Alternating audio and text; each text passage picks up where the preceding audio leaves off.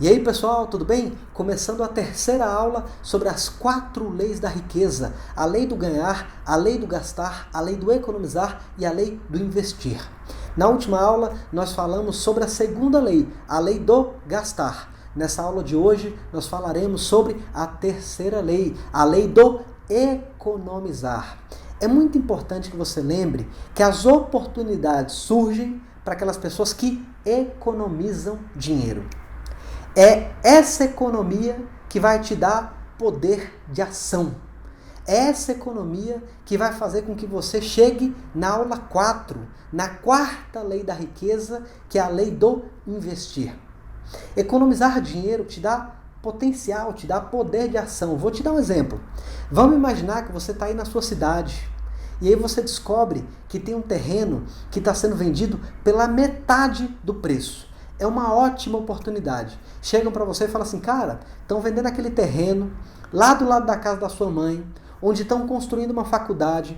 O cara está vendendo pela metade do preço, porque ele está indo para outro estado. É uma ótima oportunidade para comprar o terreno, vender pouco tempo depois e triplicar o capital. Você pode comprar? Não pode. Sabe por quê? Porque você não tem dinheiro. Você não desenvolveu o hábito da economia. Você não desenvolveu esse hábito. E aí você, sem o capital, você não consegue investir. Você não tem poder de ação. Veja como as 4 leis da riqueza estão conectadas. Na última aula, a gente viu a importância de gastar o seu dinheiro de forma consciente, de ter critérios bem definidos para gastar o seu dinheiro.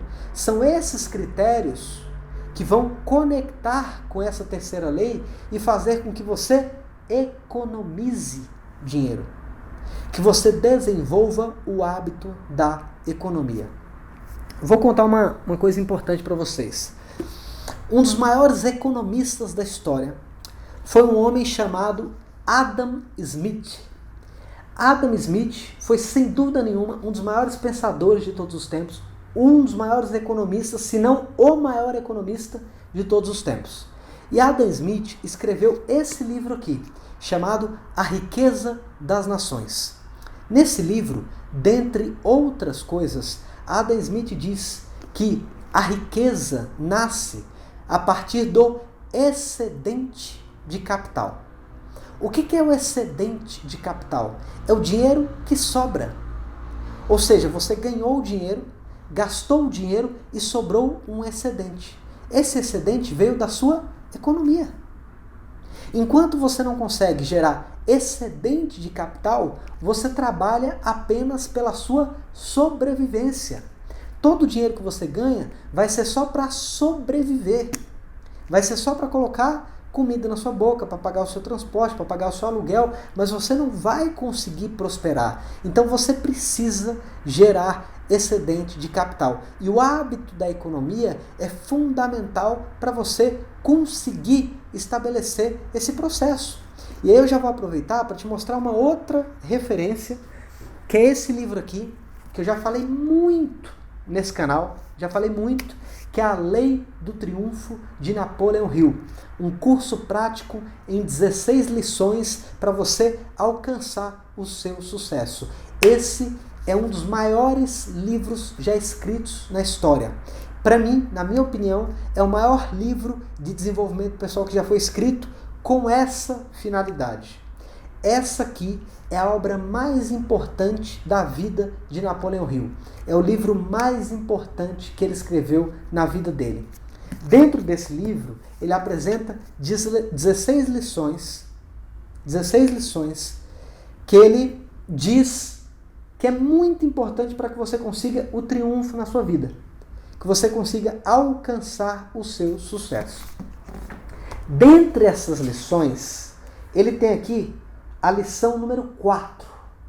E a lição número 4 é o hábito da economia. O hábito da economia. Então eu sugiro que você leia esse livro e na 4ª lição da Lei do Triunfo de Napoleão Hill, você entenda o hábito da economia. E só nesse título dessa lição, Napoleão Hill já dá uma grande dica para a gente. Ele fala que a economia é um hábito. Se a economia é um hábito, todo hábito pode ser desenvolvido. Então você pode desenvolver o hábito da economia. Se você fizer isso durante um longo período de tempo, esse hábito vai começar a fazer parte do seu cotidiano, vai fazer parte da sua natureza, e isso vai fazer toda a diferença para você, porque é essa capacidade de economizar que vai gerar esse excedente de capital e vai te dar o poder de ação para você empreender, para você investir, para você aproveitar as oportunidades que vão aparecer na sua vida. Então, ficam aqui essas duas referências, livros incrivelmente fantásticos.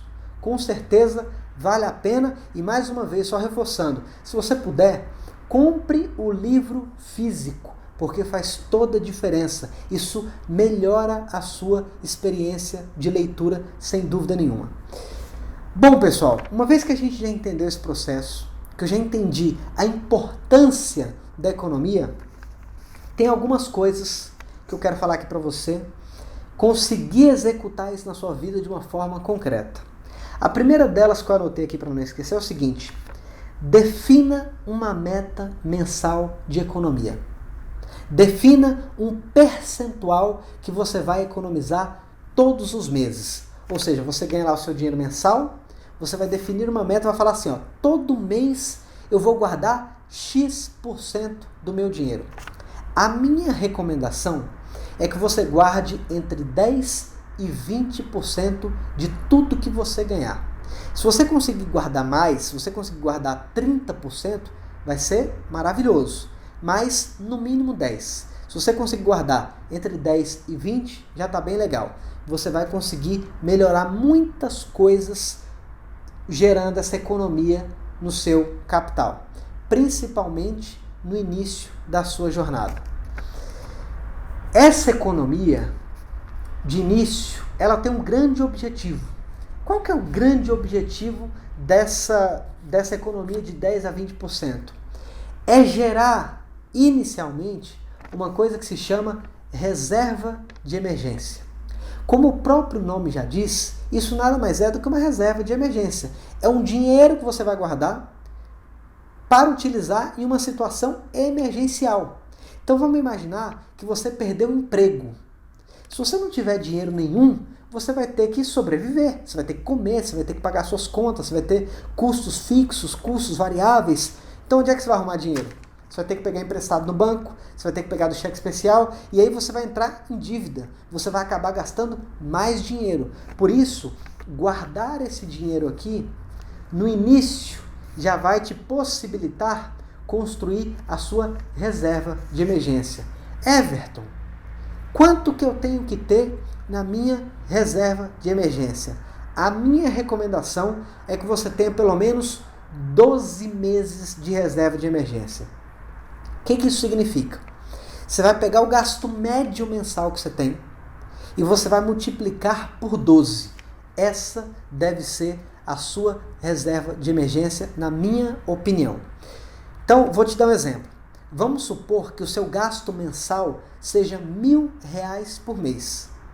A sua reserva de emergência, portanto, deve ser de R$12.000. Ou seja, se você perder o seu emprego, se você perder as suas fontes de renda, você tem um capital que te permite sobreviver financeiramente falando por 12 meses. Isso vai te dar um espaço que será o suficiente, pelo menos em tese, para você se recuperar, arrumar outro emprego, conseguir empreender, conseguir arrumar uma outra fonte de renda, enfim.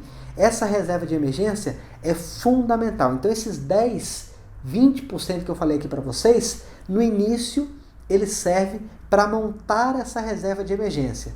Uma vez que você bateu a sua reserva de emergência, você já tem esses 12 meses guardados, aí você vai avançando para outros tipos de investimentos, né? Você vai sofisticando o seu processo. A gente vai falar mais disso na última aula sobre a lei do investir, mas é importante que você defina esse percentual. Eu vou guardar X% do meu dinheiro todo mês e, obviamente, faça todo o possível para seguir essa regra, beleza? A outra coisa que eu anotei foi o seguinte: desenvolva o hábito do acompanhamento e da revisão das suas contas. O que eu quero que você faça? Você vai pegar uma planilha de Excel, tá? Se você não tiver planilha de Excel, se você não tiver computador, você pode anotar isso num caderno. Numa coluna, você vai colocar tudo que você gasta. Na outra coluna, você vai colocar tudo que você ganha e aí você vai deixar um espaço para registrar o saldo. Todo mês você vai fazer isso. Tudo que você gastou, tudo que você ganhou e quanto sobrou. Lembrando que esse saldo, essa sobra, tem que ser equivalente com a meta que você definiu anteriormente, que é entre 10% e 20% do seu capital. Ou seja, você precisa guardar entre 10% e 20%. Se você não está conseguindo guardar entre 10% e 20%, você tem que rever as 2 primeiras aulas das 4 leis da riqueza. Porque algum problema está acontecendo.